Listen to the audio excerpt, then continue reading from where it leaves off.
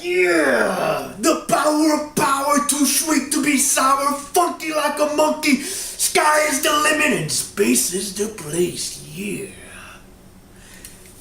What's going on, guys? Albie with Albie Gonzalez Fitness, and today I have a question from a subscriber, man, and I'm gonna answer it just because I always get this question. I get it quite a bit, so I might as well answer it, right? People always ask me, should I get a personal trainer? Is it worth it with today's technology? I mean, you have YouTube, you have a smartphone, you have OK Google Now on your Android device. I mean, you can literally ask it whatever you want and have the questions answered right then and there without even having to wait. And you get multiple responses. Anyways, what would I say about that? I will always recommend a personal trainer if you can afford it, if you feel that it's something that you need. I always feel that personal trainers do help. If I was getting ready for any type of competition, I would hire a specialist in that type of competition that I was entering to help me out, right? And so I definitely do approve of having a personal trainer. I mean, you look at all the pros, they all have different types of trainers. They got conditioning coaches, they got posing coaches, they got nutritionists. You name it, they have it. All right, they got massage therapists. Anyways, you get what the fuck I'm trying to say. Now, there are a few things that you must know before you choose your personal trainer.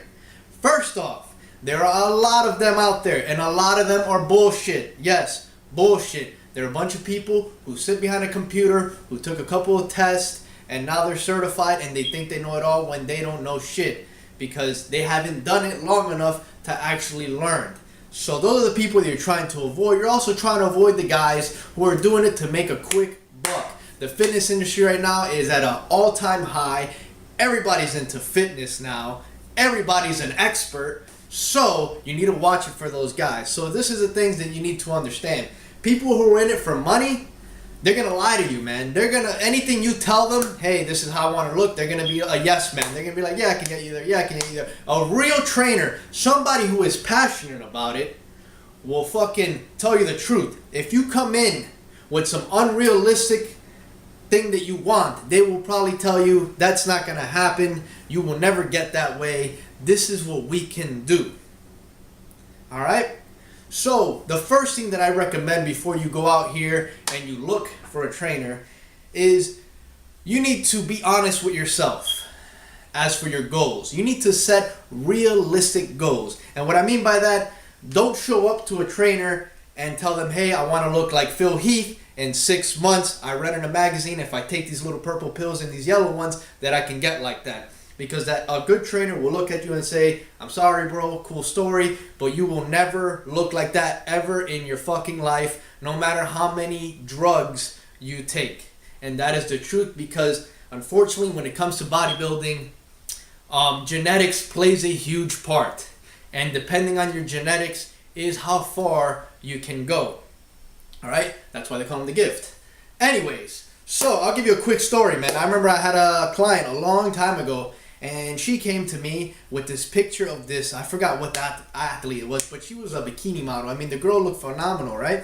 And the client, the lady, well, she wasn't my client, but she was coming in to see. And she was in okay shape, you know, but she wanted to look like this professional athlete in 6 months. And for one, there was no way in hell that she was going to look like that ever in her life. And I had to be real. And two, it was not going to happen in 6 months. I mean, people read magazines and they think that you're going to get like these pros in a matter of months or in a year. These guys have been training, 10, 12, 15 years. What makes you think, hardcore with coaches and everything, what makes you think you're going to get there in 3 months? Come on, man, give me a fucking break. So she tells me this is what she wants. And I tell her straight up, I say, listen, I'm going to be honest with you. I don't want to take your money. You're not going to get like that.